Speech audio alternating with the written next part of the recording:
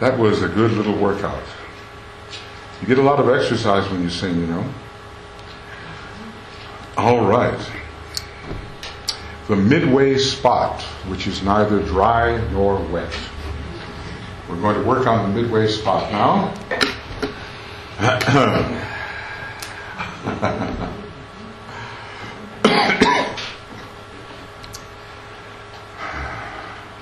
See, what had we just finished with here?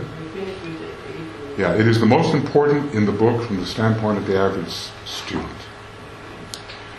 And this rule cannot be understood where there is no soul contact, nor can the magical force of the soul work out in manifestation upon the physical plane until the meaning of the rule's esoteric phrases has been somewhat wrought out in the inner experience of the magician. Okay. This is the white magic part of the cosmic fire rule. So you just have to kind of get it from the screen.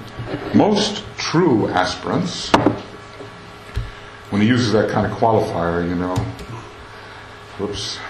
most true aspirants are now at the midway spot and can either drown and so make no further progress in this life. And by the way, when he says drown at this point, he doesn't mean the occult drowning where the devas drain all of your waters. He just means being overcome by emotion. So it's not occult drowning in the severe sense. They can either drown. Here, you're gonna get a choice now. Okay. Stand and so hold the ground gained. That's choice number 2. Or become true practicing magicians, eventually, efficient in white magic, which is based on love, animated by wisdom, and intelligently applied to forms. I think that's a very beautiful idea of how white magic works. It's rooted in love. It's inspired or given life by wisdom and the appreciation of what forms are and how to intelligently apply energy and force to forms. This is required. Okay, so you have a choice. And I suppose we can't avoid it because, you know, we may say, well, look, white magic isn't really the area in which I'm specializing in occultism. I'm more interested in healing, or I'm more interested in psychology. Okay, fine. But you can't help but be an unconscious creator. You can't help it. So you might as well, we all might as well know what we're doing because we're going to be creating all the time anyway. Every word we speak, every thought we think is a form of creation. We will therefore divide this rule into several parts, more easily to study it and take them up step by step so as to grasp their application to the average life of the probationary disciple and to gain a wise understanding of their wide implications. What is a probationary disciple? Remember how he differentiated in yesterday's discussion between an aspirant and a probationary disciple? What was the difference?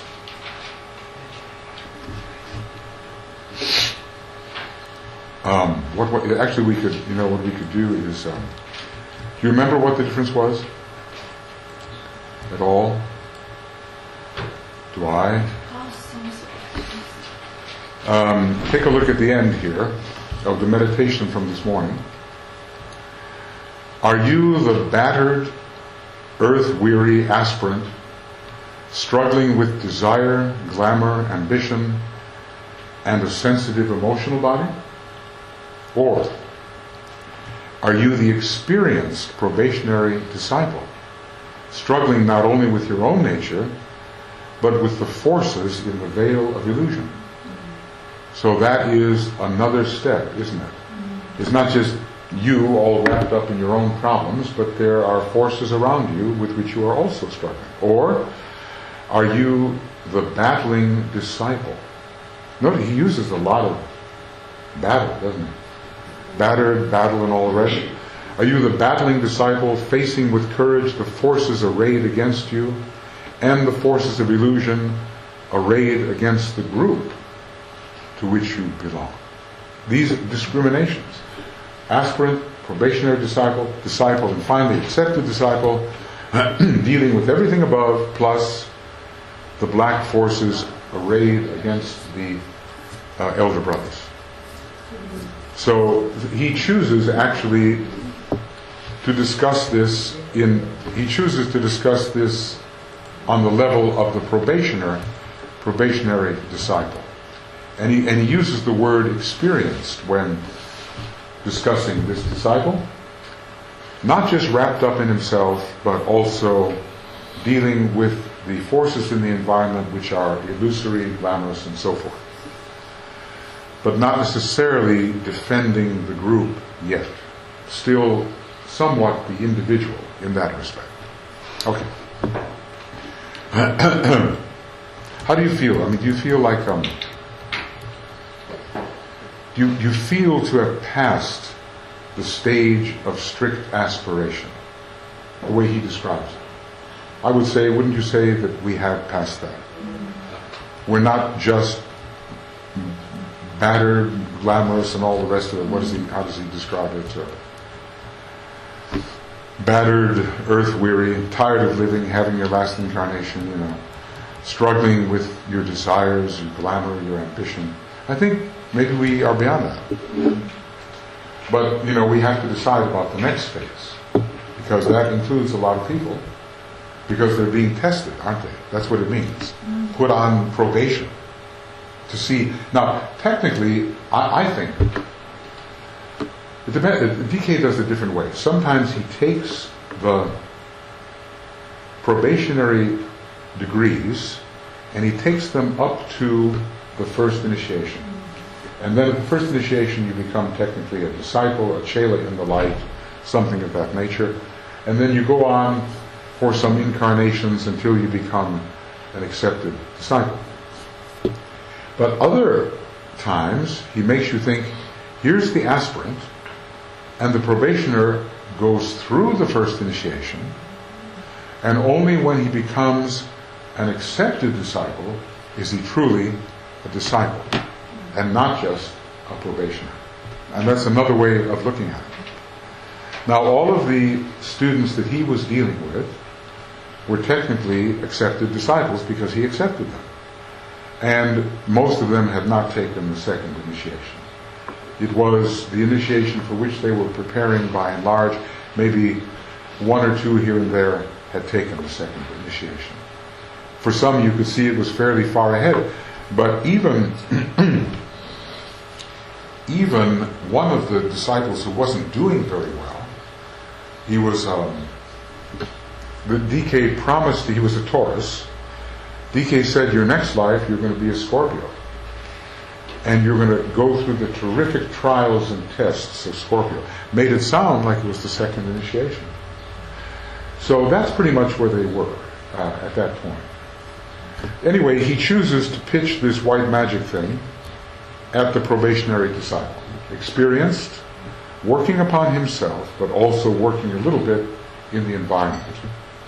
Obviously serving. Okay, so we will divide the rule into several parts, take them up step by step, and apply them to the average probationary disciple. Do you get the feeling like you're being tested? In a way, think about it. Those tests go on until you achieve mental polarization, somewhere between the second and third degree. So in a way, the words probationary, it lasts a long time. Even when you become a pledged disciple, the word probationary still applies.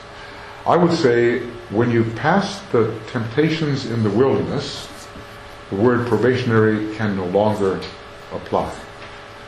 He also uses certain words. He says that when you are a first or second degree initiate, you are what he calls a probationary initiate.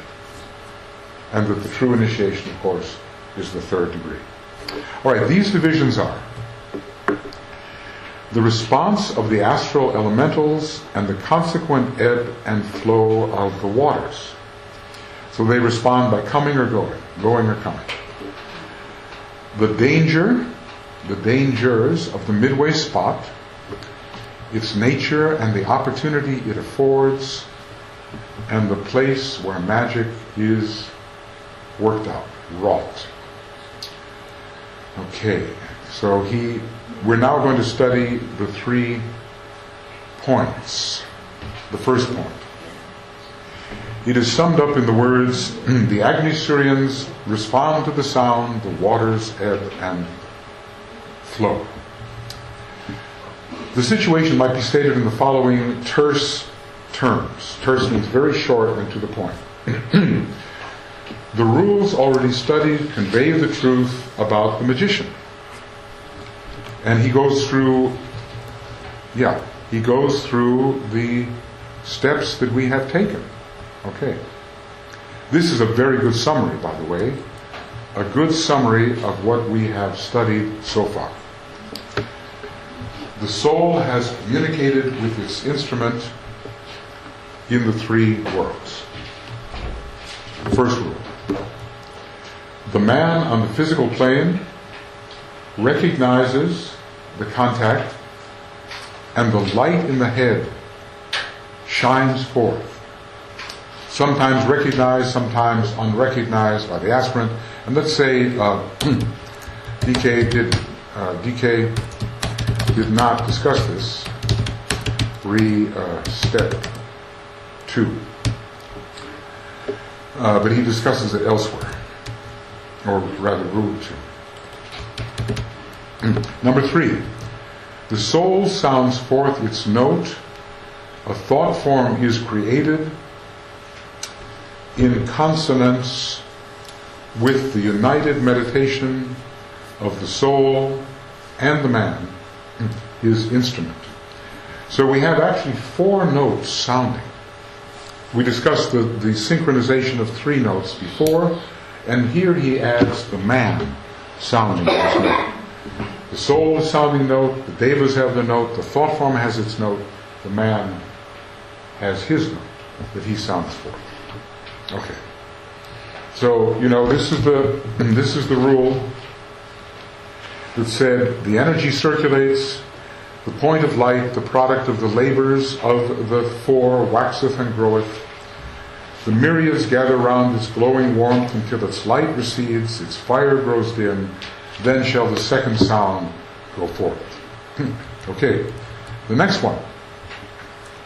This thought form, embodying the will of the ego or soul, is what you're creating. It's what you're creating now in your life. The will of the ego or soul, cooperating with the personality, takes to itself a triple form, constituted of the matter of all 3 planes and vitalized through the activity, and by the emanations of the heart, the throat, and ajna centers of the white magician, the soul in conjunction with its instrument. So, why are you using the heart, the throat, and the eye, or the ajna center? Why do you do this? It's all about steady contemplation, right? And this is the word. Via the heart, the throat, and the eye comes vitalization. With the heart, what do? Your heart center, you purify the astral vehicle, so that, quote unquote, the condition of the waters is acceptable. Through the throat, what do?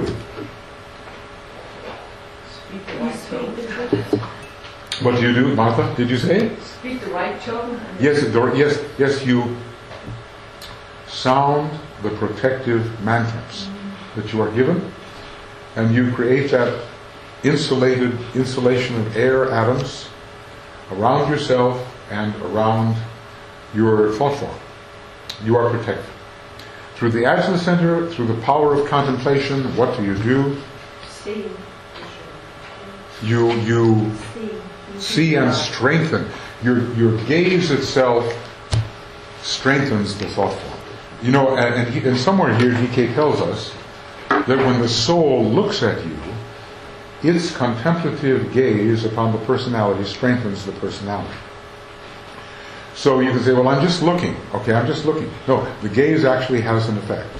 The contemplative gaze has a vitalizing, strengthening effect. Okay.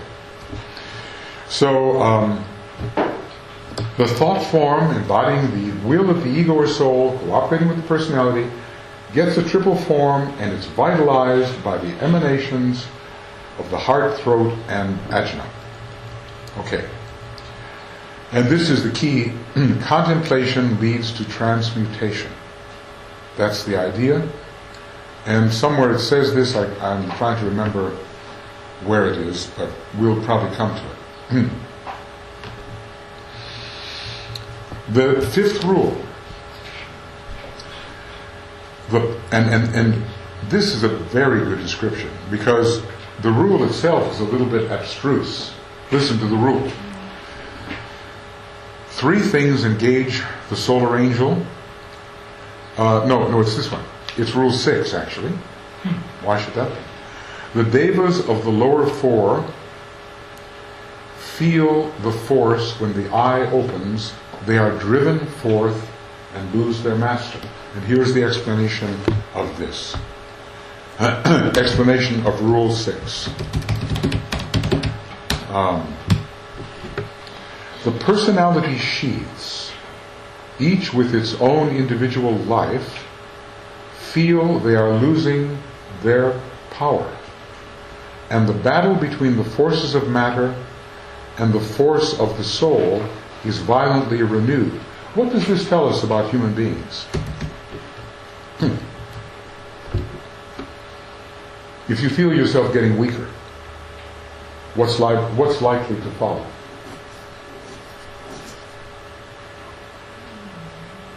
It's clear, isn't it? If you feel you are losing your power, you may suddenly renew your attempt to be what you thought you were. Oftentimes when groups are fading out, I think that's what's happening to 6 or 8 groups right now in the world. They feel they are losing their power, and therefore they violently renew the assertion of what they believed themselves to be in the past. It's just the last blaze before they go out. They go supernova. That's it. In a lower sort of way, they go supernova. That's right. The real supernova is, of course, the 4th initiation. But they're not there yet, and neither are we. Okay, so they are driven forth and lose their master, but not without a fight. The battle must be fought out on the astral plane, and we'll decide 3 things. And let's to see if these things are being decided in our life. Whether the soul will, in any one life, for some life holds the critical stage, be the dominant factor, and the personality from henceforth be the servant of the soul. So what do you think in your own case? Is the quote-unquote ancient domination of the personality finished in your own life? Do you think? Do you think so? Maybe not, huh? Maybe not.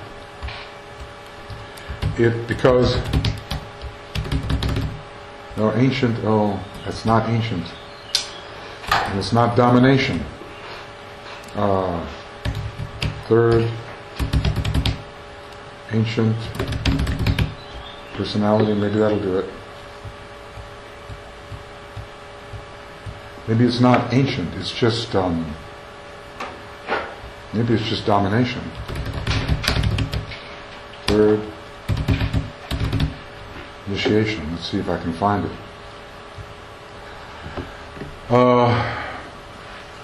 At the stage of initiation, the domination continues. Domination of the 3rd act. For some reason, I'm getting one of the words wrong. I got it now. I believe it's this. Ancient authority. Initiation 3. Freedom from the ancient authority of the threefold personality, marking a climaxing moment in the history of all initiates. Ancient authority. So that's the question. In our life, does the personality still have authority? And the chances are, yes. There will be those moments. Because we have not necessarily taken the third degree. Matter of fact, we haven't taken the third degree. Okay, so what will be the decision? The battle will decide three things. Will the soul be dominant, or will the personality be the servant of the soul? Well, maybe for many of us, the personality is more or less the servant of the soul at this time. More or less. But there's still some stuff to clean up.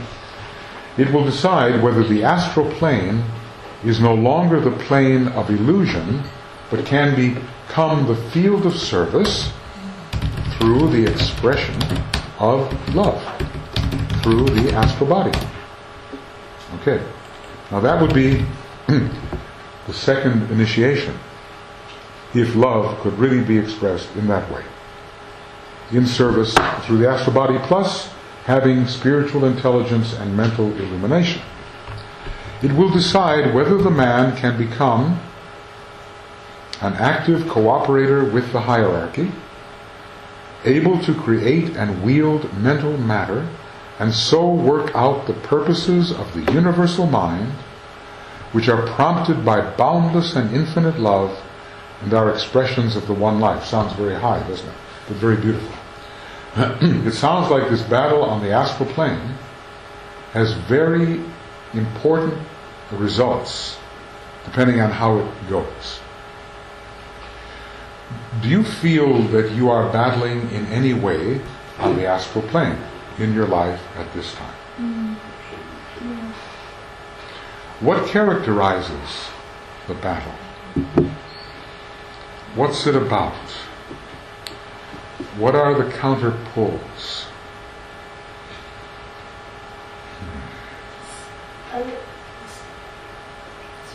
Personality traits over soul traits. Certain personality. Sometimes you're losing out to your personality.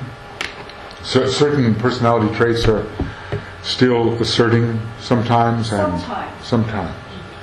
And yes. I would say it's also about being focused in the personality and forgetting the group, so it's through the group that the love is coming in. Yes, forgetting the group. In other words, the personality may be just fine in a certain way, but you're forgetting the group. Sometimes you go over in the personality way of looking at things. Maybe it's when you are hurt, or when you have pain. Maybe I think that's the easiest way to lose the expediency they call it. It's kind of a third-ray way compared with a second-ray way. Yeah. Trying to think, opposing desires, contrary desires on the astral plane. The two paths face the solar angel, and they pull in two different directions. Has the astral plane become for you a field of service? Think about that for a minute. I mean, who are you working with? Right?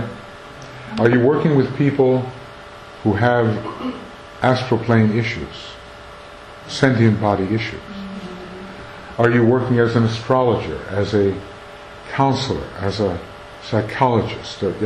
Are you working with people who are troubled? Which is a good way of describing focused in the astral body. Trouble.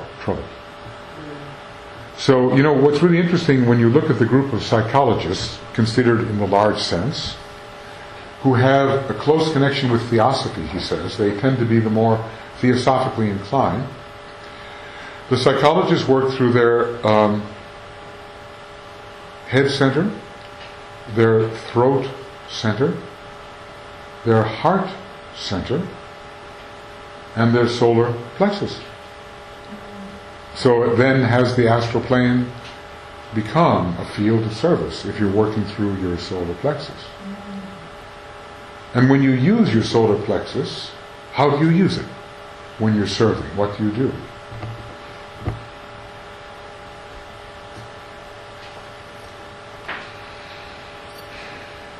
I mean, in some ways it's obvious, of course.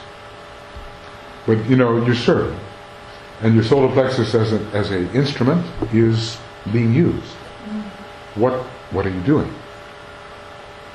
And you feel the pain from other people? You are... You are sensitive to other people? Yeah. You're sensitive to their personal issues through the solar plexus, right? And you might say you're sympathizing, empathizing. You're let's just say, you're often able to feel what they feel. This is not necessarily a heart reaction.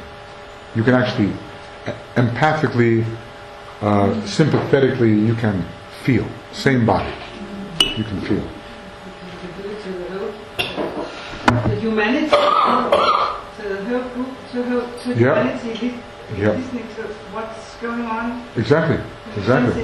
You get the feel of where. You have to be detached at the same time. Yes, but you have to know what it is, and then you have to be detached. Yeah. But what puts you in rapport with what it is, with with all those conditions? Yes. It's the solar plexus. You're working with the instincts. Yes. Basic instincts of being a creature. Because the instincts that make you react with crying or with sorrow and exactly. All those things. In other words, what condition is the astral body of humanity in? What condition is your client in? Where are they at? And can you feel that? And then you can do something about it. So at least you're en rapport with the troubled astral body of humanity. Rapport is very important here. I thought it was essential, though, to try and, if you like, dim that and raise it up to the heart. Sure. But the question, absolutely. You have to have a strengthened and purified heart and a less pronounced solar plexus, don't you? Well, the psychologists have all those four centers. The heart center is very important for psychologists. But remember what he says, the heart center is a group organ. He says what devastates most disciples, and certainly most people, is the very sensitive solar plexus. That's what is really key in their psyche. Even disciples, they are devastated by the solar plexus. Anyway, apparently we can use the solar plexus to put ourselves en rapport with other people, so we're in a position to help them transmute. I think even the physical body, because I know if I've overworked mine actually hurts. Okay. You mean your solar plexus or your physical body? No, the physical body in the solar plexus area begins to, there's pain. Right, and I imagine that as a counselor you run into a lot of stuff. Yes, exactly. I try not to do it so much now. Yeah, right. I realised that was totally wrong. Well, it's a place where we have been, and then we realize something. I felt that way about Italian opera after a while. I had my last opera, you know what I mean? It's just, I felt whenever I had to direct an opera, I had to take a breath for about 6 weeks and go underwater. So after a while, I said, "Where is the mind?" The mind was no longer there. I had to live in the world of violent emotions, and I had to make the actors convincing, which meant I had to let all that go through me. But after a while, I forgot that I had a mind, and I enjoyed it. Well, it was a long time ago. So, there's a battle. Is your soul the dominant factor? Can you serve through the astral plane? And can you actually work with the hierarchy as a mental creator? I thought this is interesting. When you hear the word universal mind, what does it mean to you? How do you think of it? Where do you place it, and so forth? Universal mind. the mind of the monad universally? Well, you could say so. I think there are several possibilities. First, we can say the atomic plane, but the universe is the life expression of the solar logos. So, what is the mind of the solar logos? That's universal mind, isn't it? And the mind of the solar logos, I believe, is found on the cosmic mental plane. Cosmic mental plane. And the solar angels are inspired from the cosmic mental plane. Because when you hear words like boundless and infinite love, it sounds a little bit more than the atomic plane, where three minds unite. It almost sounds like the higher mind of the solar logos, to me, universal mind. Anyway, for me, it sounds like the entirety of the cosmic mental plane.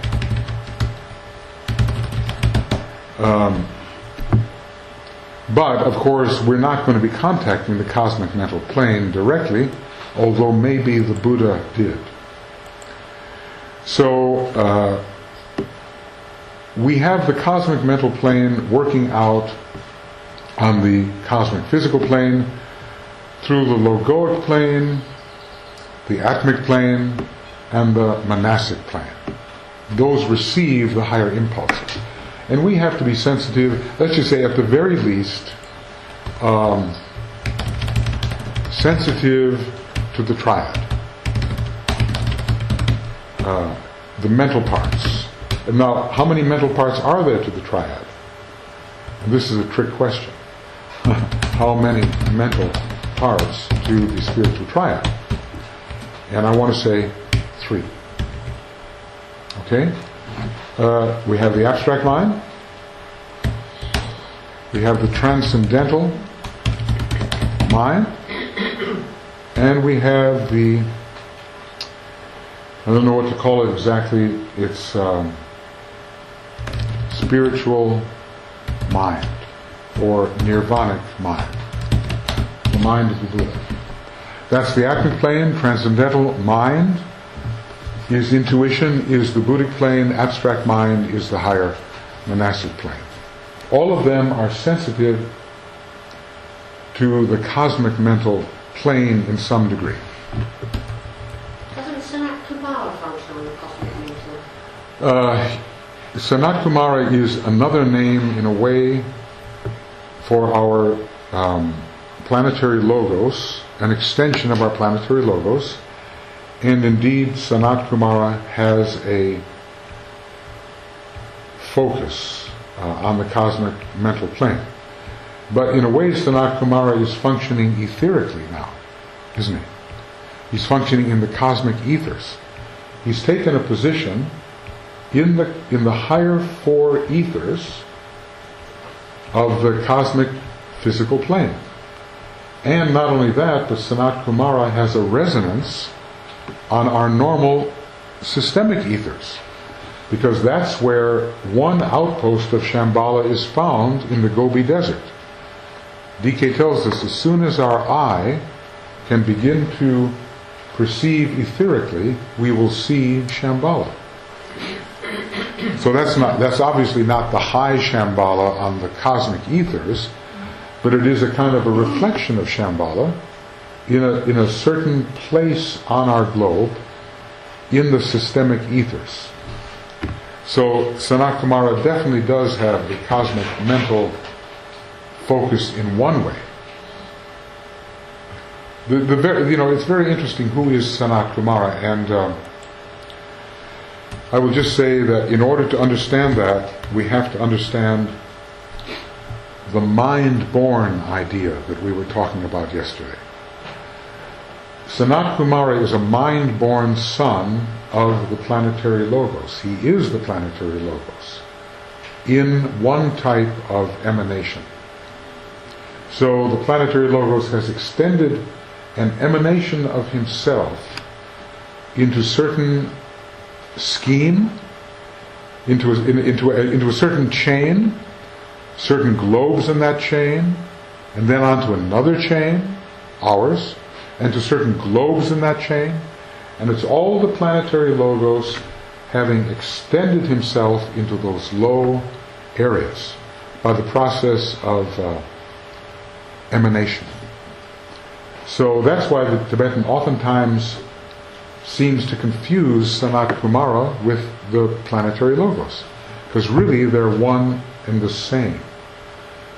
But Sanat Kumara, when we use those terms, is not the entirety of the planetary logos. Is it similar to what you were saying about DK, that he can, manifest anywhere? If he wants to appear, he will. He'll use a vehicle in which to do it. Various masters can put their presence forth into different locales. Is that what's happening? Is that what Sanat Kumara is? I would say it's an analogy, except that for Sanat Kumara, he sustains that emanation for millions of years. Yes. It's and just works. On a higher turn of the spiral. Yes, and works through it. Yes. Yeah. Okay. Yeah. So I think, remember that we have to learn to reproduce ourselves. Mm-hmm. And I remember an old book by Manly Hall,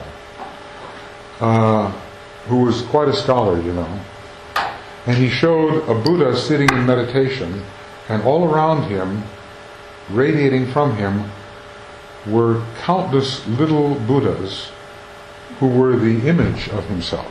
Sometimes you see that with a Buddha, a little Buddha inside. The Buddha inside. Mm-hmm. In this case, it was all around, and there were maybe 10 of them. Mm-hmm. 10 different extensions of himself into instruments that could go in different places. But who is it, after all? Who is the emanation? The emanation is the being who emanates the emanation. Yeah. You can't suddenly say, cut, this is the emanation, this is the being. No. In the same way, you have a candle, you light another flame, but the essence of the fire came from here. You can't really say they're totally separate things. It has a connection with the source. So we have to learn how to do that. Now, remember that DK sometimes says a disciple can become an outpost of the master's consciousness. Same thing. The master is the master, but the master is also in the disciple's consciousness, aware of what the disciple is sensing, feeling, knowing. He can project himself into the disciple's consciousness. What does it mean to be overshadowed? Suddenly the Christ is overshadowing some disciples. How many? It could be quite a few. The Christ doesn't stop being the Christ, but his presence is in these other disciples, extended into them by a process of emanation. He puts a portion of himself forward, but only a portion. He doesn't put his entirety forward. I think that's interesting. Because if he put his entirety forward, I don't know how he'd do it anyway, it couldn't bear it because it's going down into a lower level. It wouldn't be allowed. So if Sanat Kumara shows up on some of the lower planes, it is a version of the planetary logos reduced in potency from what the planetary logos is on his own highest level. If you can get in your mind the doctrine of emanation, then a lot will be solved about how a certain hierarchy of beings is really the same being. And I showed you that picture of the 171717. It's called paragraph. It's an important line of thought. And it was considered by the church, of course, a heresy. Naturally. Why is this? Why should emanationism be a heresy? Because God was always meant to be very separate from man. Exactly. God was not born in man. God was very Exactly. separate. Exactly. God is God and man is man. And if you say God is man and I am God, watch out. So this was one of those heresies that was stamped out. But in the early days when Christianity and Hellenism were still making a kind of a merging, when Gnosticism was popular, the idea of emanation could unite with the Christian ideas. But then the ignorant people won out in the last analysis. The concrete mind got more concrete, and the connection between the high and the low was no longer perceived, and then was finally outlawed and became rejected, heresy. Didn't the Cathars, I think they believed, didn't they, that God was within them? I don't know the history. Are they? It's kind of an early medieval order or sect. Yes, they were absolutely routed by the Catholic Church because they were healers, good people, and the people actually were drawn to them because they said, "Hey, these are leading ascetic lives. Exactly. These people are living on very little and doing good. And look at the priests there." The magnetism of good people threatens the church coffers. So the Catholic Church is a first-rate organization. We're told that it has the soul ray of power and the personality ray of financial manipulation. Third ray. It has the sixth ray mind and the sixth ray astral body, so it's totally rigid. And the formal seventh ray physical body. Those are the rays of the Catholic Church. It seems to be crumbling now, though, doesn't it? Well, I think, it has to clean house, as DK said. So the rays can change. All right, anyway, this is the crux of the entire situation. And when the man has mastered the forces opposed to him, he is ready for the second initiation, which marks the release of the soul from the prison of the astral body. Henceforth, the soul will use the astral body and mold desire into line with divine purpose. In other words, you, in a way, what can you say? You choose your desires. Make sure, said Master Moria, your desires are goal fitting or goal fit. Goal fit. So this is the objective of so many of us, the second initiation. And once we have achieved this, progress is really fast. As he says, in one life you can take the second, third, and fourth initiation, which I always find an astonishing thought. Knowing people as I think I know them, knowing myself as I think I know myself, the thought of taking the second, third, and fourth initiation in one life is astonishing to me. But he definitely says it is so. And I have a feeling that my granddaughter's online. Okay, I have a feeling, small world, I have a feeling that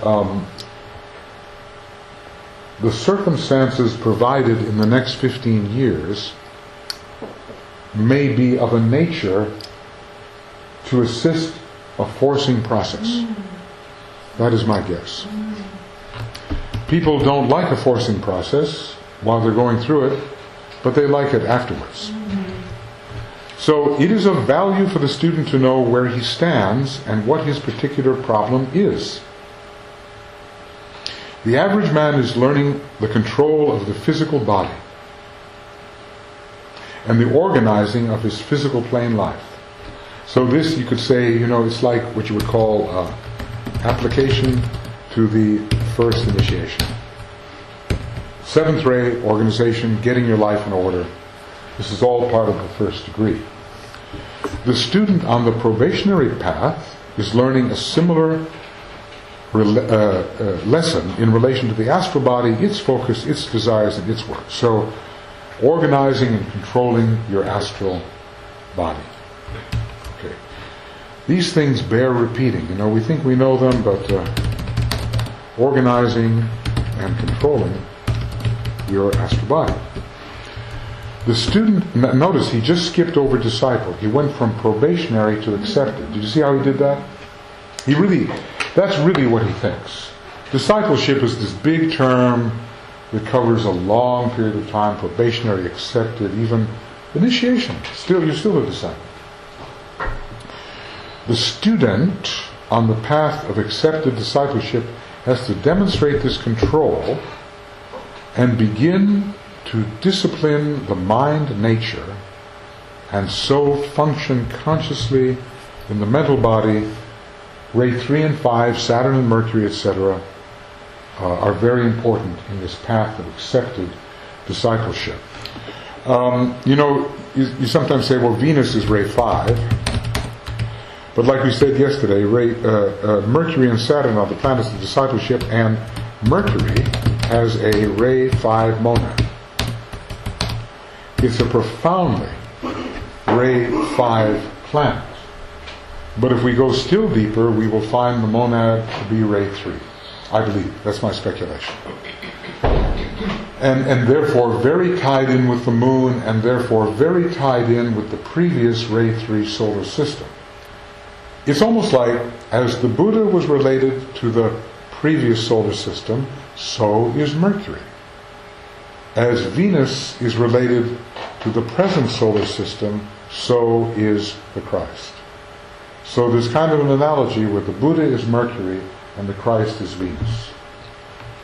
And I think that is borne out in some ways when you look at the relationship between Master KH and Master DK. Master DK is Mercury and Master KH is Venus. That's a little simplification, obviously. And you will see the people who relate more to one of these or another. The ones connected with DK tend to be quite highly cognitive, mental, and they use the mind quite a bit in an analytical manner. And the ones related to Master KH have more of the Venusian love vibration. Very illumined, but not so cogitative, if I can say that. But remember that Master DK's ashram is in Master KH's ashram. So it's all in the family, right? Okay. The work of the initiate and the adept grows out of these achievements, and they need not be dealt with here, but the initiate and the adept depend very much on the first and seventh ray. In other words, there's three paths. Let's call it the path of aspiration. It's ruled by Ray 6 and Ray 4. The path of discipleship is ruled by Ray. What Ray? We just went over it. 3 and 5. 3 and 5. The path of initiation. Yeah, 1 and 7. That's it. With Ray 2 synthesizing the whole thing. So that's a good way of perceiving, isn't it? You look at people, what are they doing? Are they aspiring? Are they struggling? Blah, blah, blah, blah, Ray 6 and Ray 4, it's aspiration, it's probationary discipleship. Are they thinking?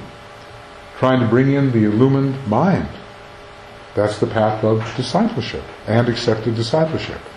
Are they wielding power? 1 and 7, the path of initiation. Until though you're fully qualified, you're always an aspirant, aren't you? Because you're... Sure, absolutely. Even the solar logos is an aspirant to a certain level of achievement. You're always a disciple, you're always an aspirant, and to some you're always an initiate. Because you have entered things they haven't entered yet. Any person who goes into a new territory is an initiate. they have initiated a new phase of life. So these terms have many different applications. And we're trying to understand them more or less how Master DK uses them and perceives them.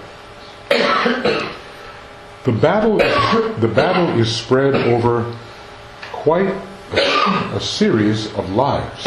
Maybe you need some water, huh? Water! We don't have... But let's see, when did we have our water? That was two... Yeah. Water. That was 1 year ago, wasn't it? We were all afloat in water. Everybody had their picture on their thing, you know. Have you stopped that now? I don't want to say too much, you know, because... Oh, he changed his battlefield anyway. Oh, different battlefield. Okay. The battle is spread over quite a series of lives, but in some one life it becomes critical. The final stand is made and Arjuna triumphs in the fight. The final stand against the mobilized forces of the personality. And Arjuna is the soul in incarnation, counseled by Krishna, the soul. There's three of us, right?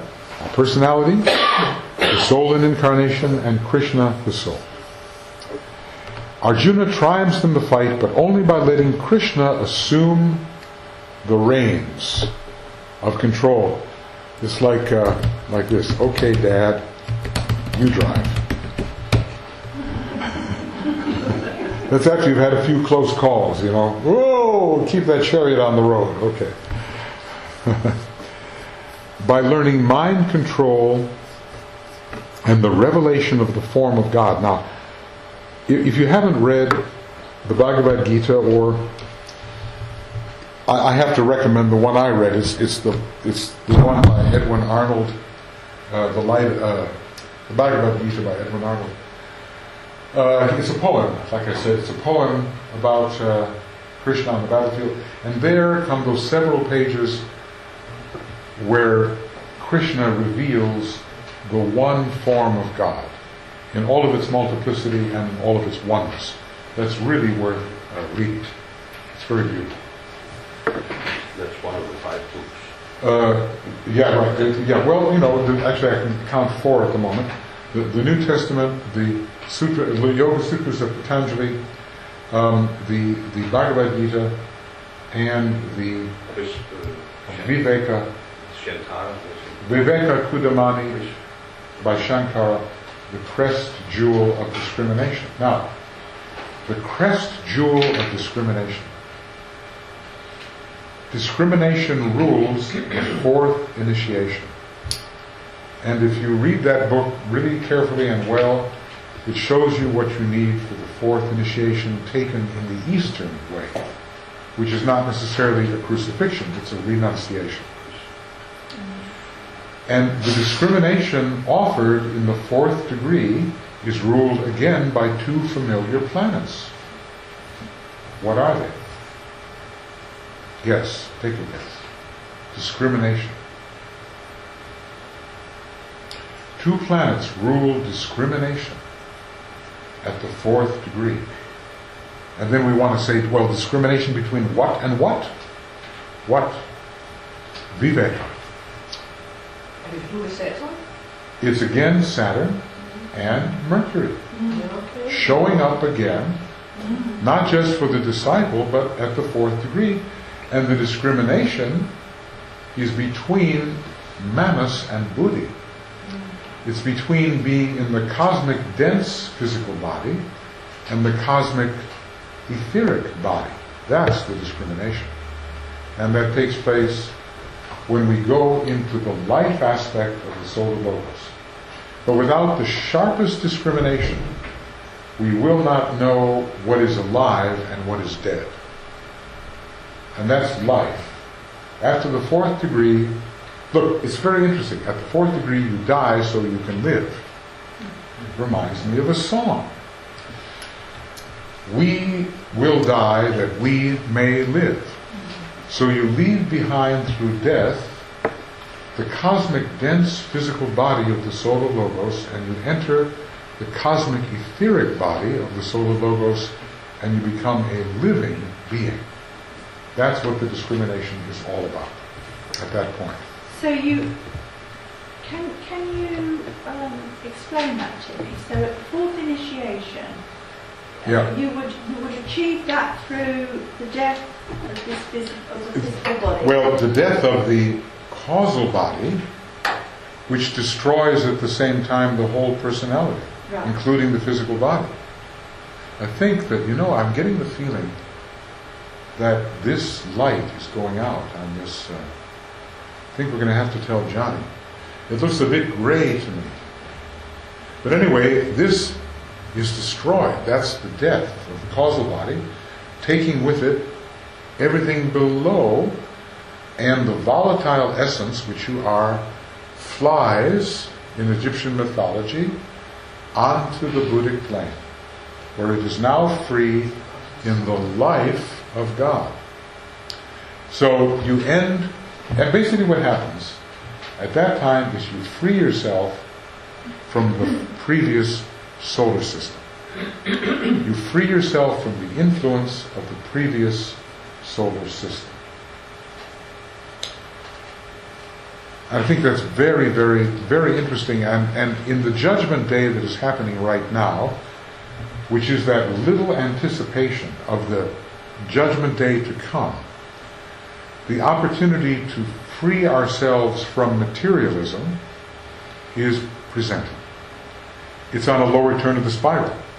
But you can see how the fourth degree initiate is also freeing himself from materialism. What is that materialism? It's the cosmic, dense, physical plane. That's materialism as far as the Solar Logos is concerned. And that's why we only come alive at the fourth degree. And the way to get there is to pass through apparent death. We die to a world which was killing us, and we are born into a world in which we will live. That's our goal. That's our objective. Once we achieve that, we can be trusted.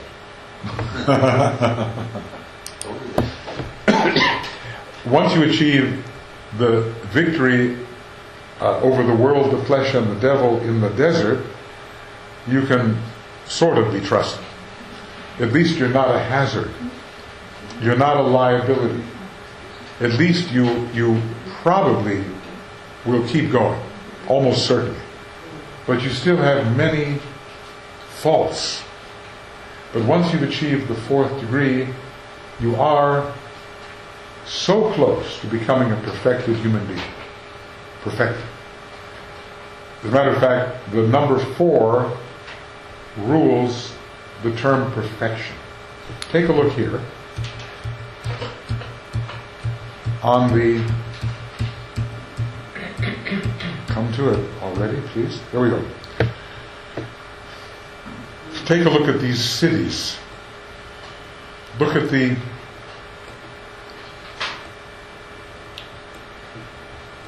atmic plane.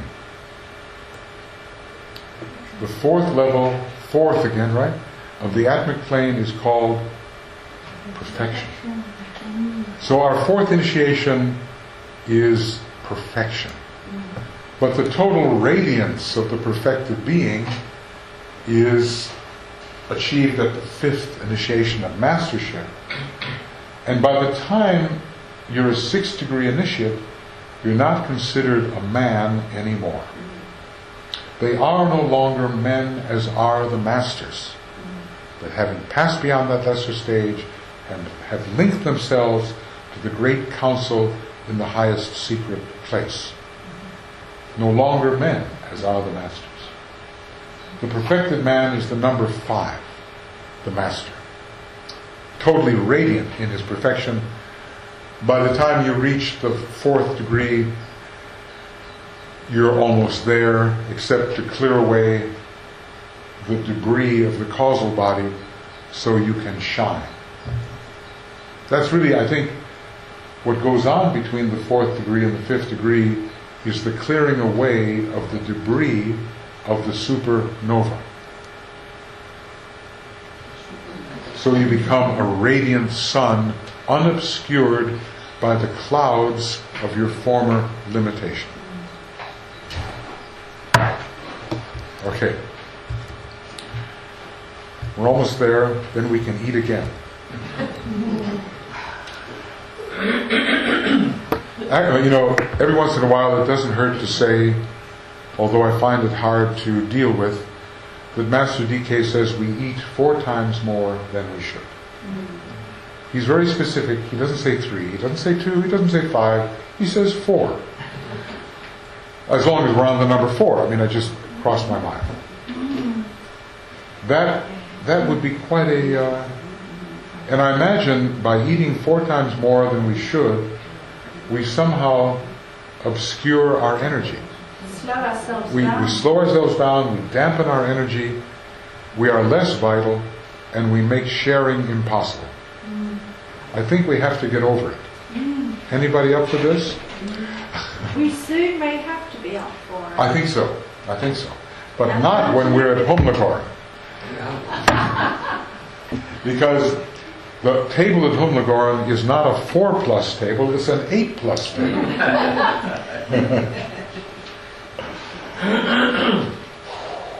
And it's a bit hard to teach your astral and physical elemental not to like what's there.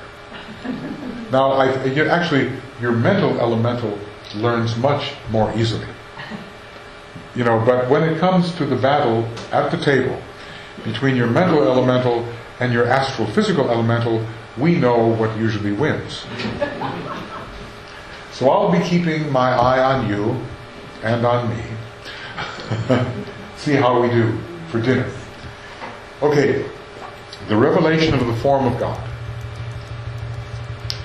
By distinguishing between the soul and the form, and by a vision of the perfection of glory, which can radiate from the forms, indwelt by God, he learns the way of light and to see his form and all forms as custodians of the light. And so, not even custodians, not only custodians, but as the light. Forms are light, aren't they? So the first step is to see the forms as holding, expressing, somehow containing the light. And the next step is to see the forms as the light themselves. And so DK says, so he buckles down, no matter what, to the work of making the astral body simply a reflector of that light. And by the quelling of desire, meaning, you kind of subdue it, even snuff it, through the subjugation of the Agni Suryans, we are the ruler, they are the servant, who constitute his astral body and are the living substance of the astral plane. So here he's including them, he's including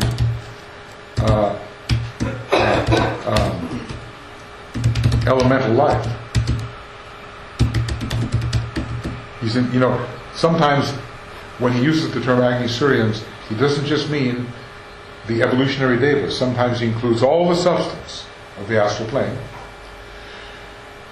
He learns to function as an adept on that plane, to pierce through its illusion and to see life true. This is the ending of glamour. At least the ending of the worst glamours at the second initiation. So basically DK is telling us how to get a hold of the astral body, subdue its tendencies, subject it to the mind held steady in the light. That's what he's saying. It's amazing, really. The age is a great opportunity for that, because the desire body cools as one gets older. And it just struck me that it's a time of great opportunity to make an enormous leap, isn't it? Yes, it is. It is. Master Moria has often said something to this effect: the worse, the better. So when we have very, very challenging circumstances, the gain may be considerable. But we as the personality, we may not want to pass through that. And I think that'll be a moment of discrimination for us too. In other words, let's discriminate. What am I identified with? Am I identified with the instrument undergoing stress, or am I identified with the inner consciousness really learning something because this is happening? So we'll have that chance. Every one of us will have that chance. Sooner or later, if you're not having a crisis, why not? So, okay? Speaking symbolically, the substance of the astral plane is animated by 3 types of divine force which, when brought together, produce the great illusion. Okay, so here we're talking about the production of the great illusion. Okay. Why not? Great illusion. Production. The first is the force of selfish desire. This involutionary energy plays a big part in bringing about evolution, for selfishness is the nursery of infant souls. Hence the aspirant who doesn't want to be an infant soul anymore refuses to be held by selfishness. Well, why is selfishness useful? Practically considered. So that you could center yourself. At least that. And get some degree of control, right? Because, which would you rather be? A nice, harmless, at least ineffectual, undirected kind of person who could not do anything in the world, but just was sort of made to go here and there by greater powers? Or would you rather be a power within yourself for a while, even if centered on yourself? So in other words, let's look at it astrologically. The movement from Cancer to Leo. Leo, the sign of preliminary selfishness. Or Leo, the sign of preliminary centered selfishness. Anyway, it's useful. So, sometimes if you would take people's selfishness away from them, you would do harm. Because they have at least an organizing principle whereby they can control certain energies. That organizing principle is this: I am important. And that is important for a while. Now, obviously, as an aspirant, we can't go with that for too long, can we? Then we are subjected, as an aspirant, the thing that many Leos don't like, as an aspirant, we are subjected to one of the D's.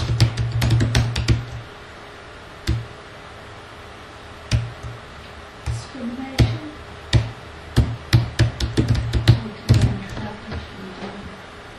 See, so in other words, but you can't be decentralized until you have a center. So we go from this kind of diffuse condition of centeredlessness to centered to decentralization.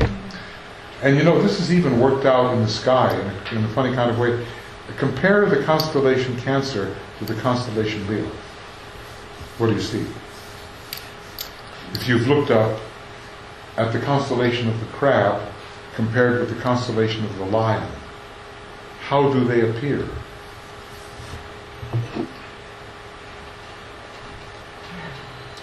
Now, I'll tell you what, you've got to take Nicholas out and tell him to point out the lion and the crab. And the thing is that you will hardly be able to see the crab. It's so faint. It's so amorphous. It's almost like in the last solar system, it was brighter. When you look at the lion, there it is, there's Regulus, there's the nebula, there's a clear outline, everything is bold and clear. And the crab, where is it? Diffuse. So consciousness, in mass consciousness, doesn't have that clear sentiment. You just kind of go along with the crowd, and you're not the individual at all. Now you become the individual, and you move into the stage of selfishness, which means you get control over your vehicles, even if it's for limited purposes. It's very important.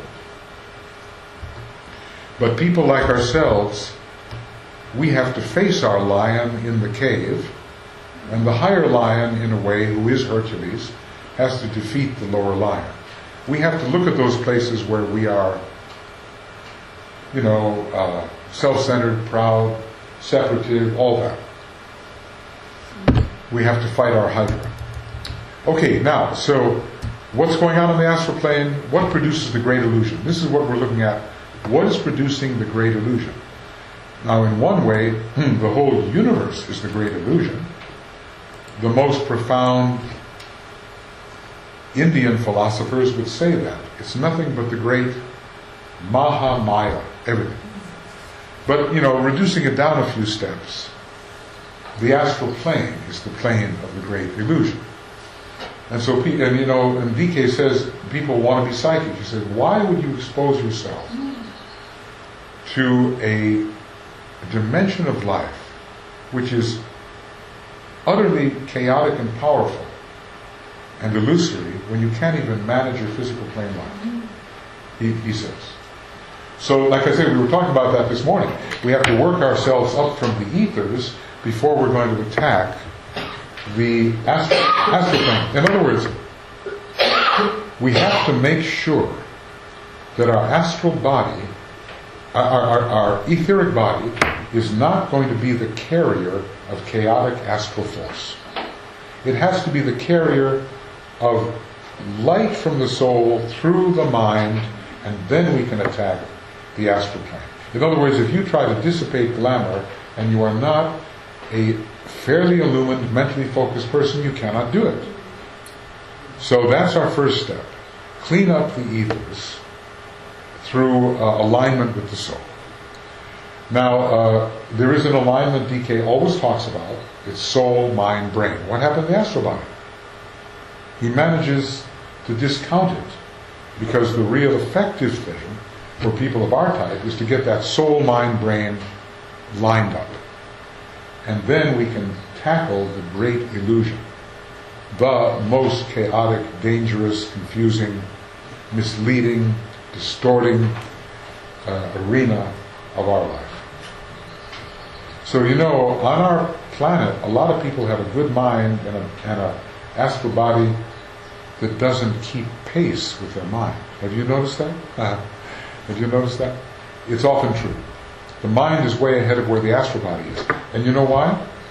It's the same with our planetary logos. Our planetary logos has personal problems, centered around an astral vehicle which has not yet measured up, but it's almost getting there. So basically, two planets are fighting for control of our planetary logos' astral body. Can you think of which they are? It's not too hard. Venus. Venus is one. Mars is the other. Right? Venus and Mars are at war in almost every person's astral body, and it is so as well for the planetary logos. It's a very Martian area. But he says an interesting thing. He said that at the end of World War II, Mars in relation to Scorpio or in relation to the astral plane or both reached its height of power. So the possibility of pulling back from the Martian influence on the astral body is very strong, and Venus has to come in under Libra, and the whole rise of the feminine influence is part of that changing of the astral body under the Venus quality. It will be what you call a much more civilized astral body, carrying the second ray of Venus rather than the sixth ray of Mars. So we really need, Venus is a calm planet. And when you see people influenced by Venus, they have a kind of a beautiful calmness and about them, very attractive, very different from the agitation of Mars. So that's one of the battles we're fighting right now.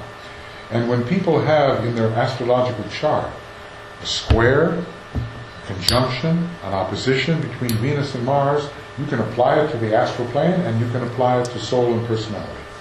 It's not just men and women.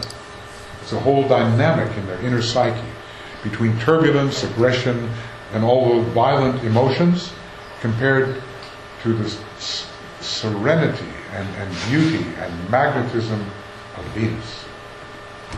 Okay, so we're talking about what creates the great illusion, and the first thing is selfish desire, and then after we take, let's just do a little bit of this and then we'll take our break.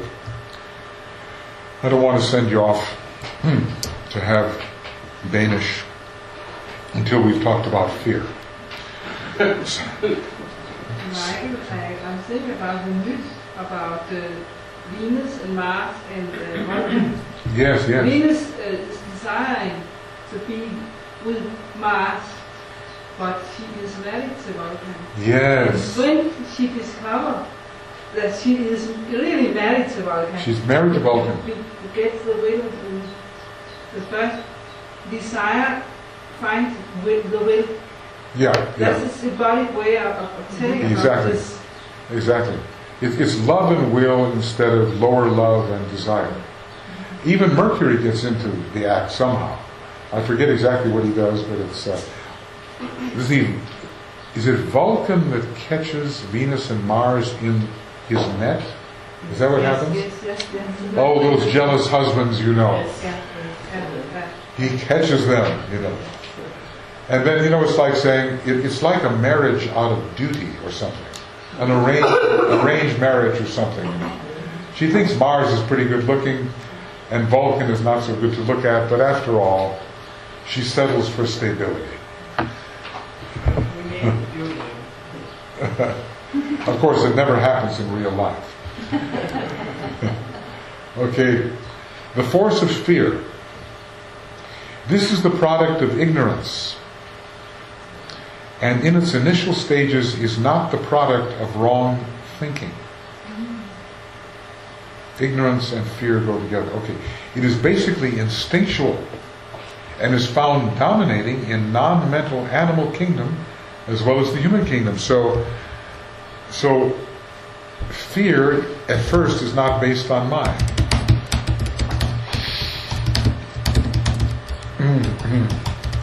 But of course you can make your fears worse by thinking about them in certain ways. But in the human, its power is increased potently through the powers of the mind and through memory of past pain and grievance, and through anticipation of those we foresee. The power of fear is enormously aggravated by the thought form we ourselves have built of our own individual fears and phobias.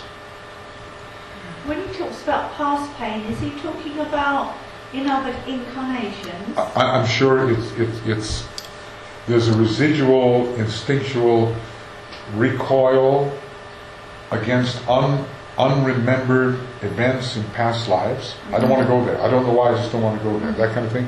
And then there's the remembered events of this life.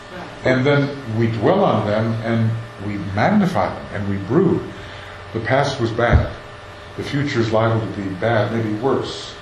The past was really bad. Oh, the future is going to be much worse. And we start building up a negative loop here until we have a dread of the future and a recoil from the past.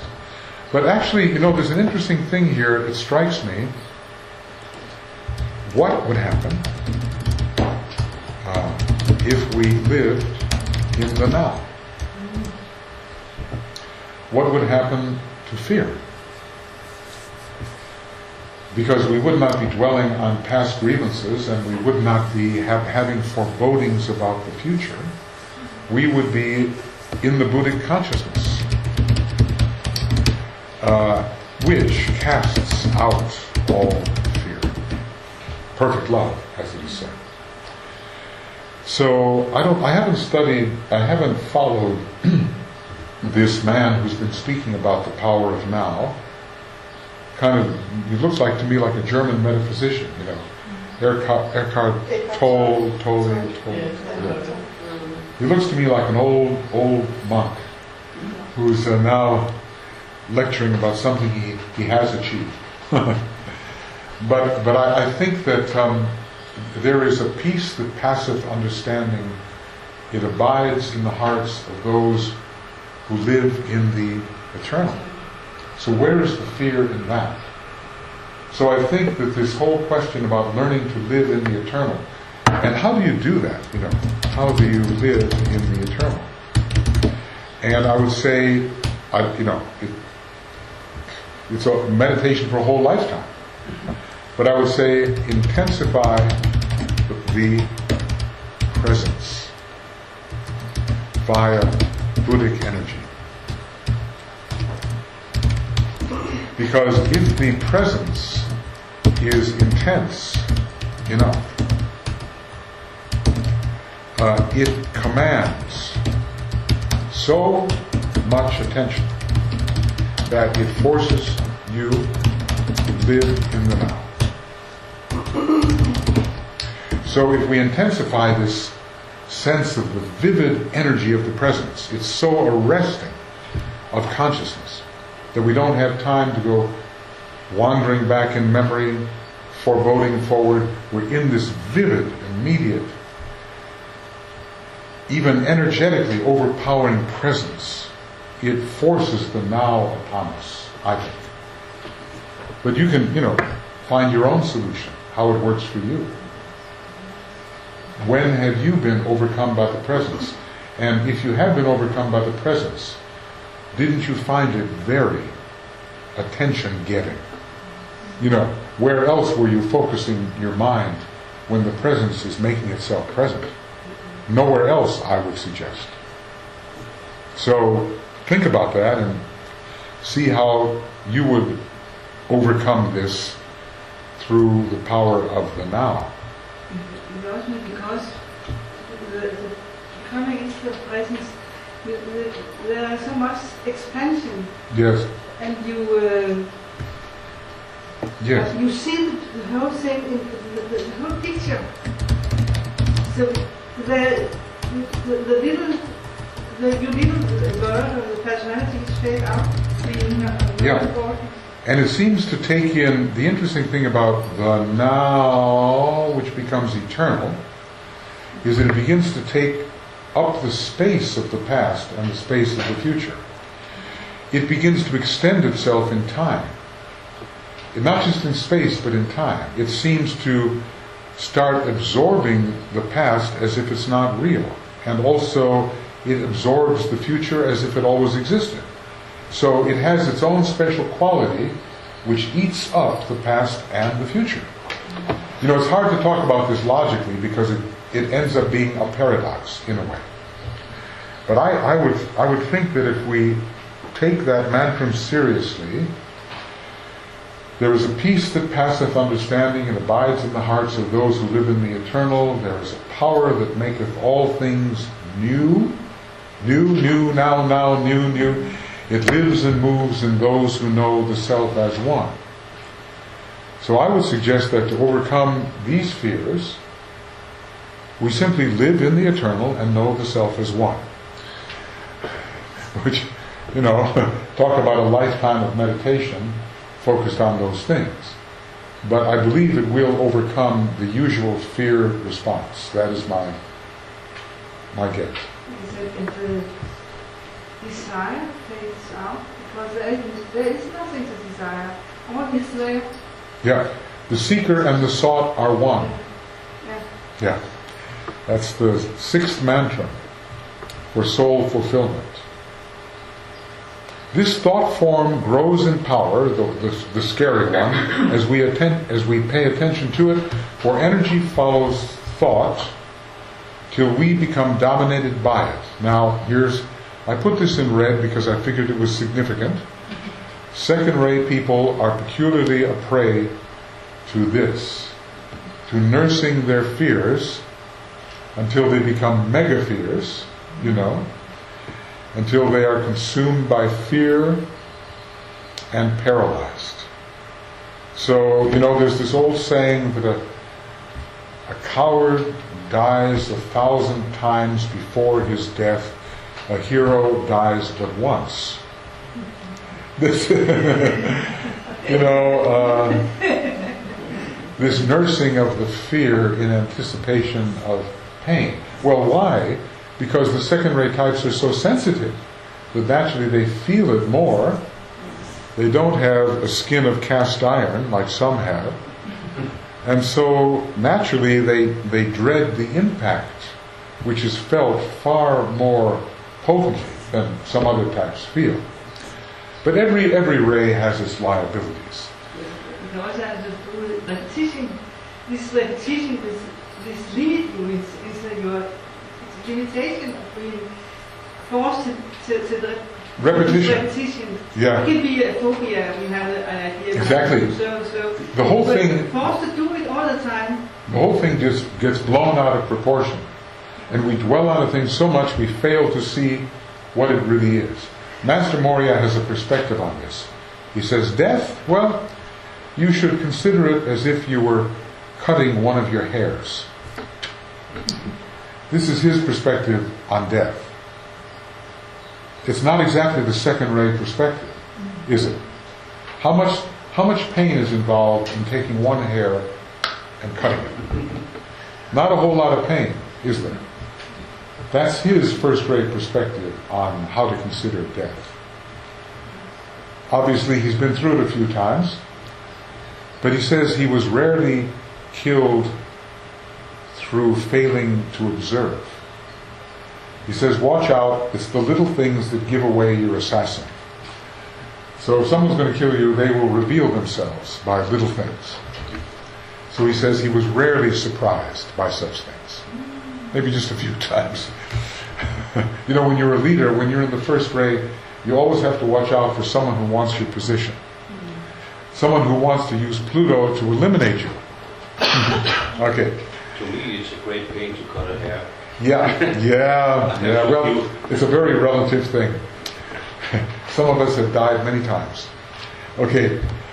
For the majority of these second-rate people, fear constitutes the dweller on the threshold, just as ambition and love of power, backed by frantic desire and unscrupulousness, form the dweller for the first-rate types. Whoa.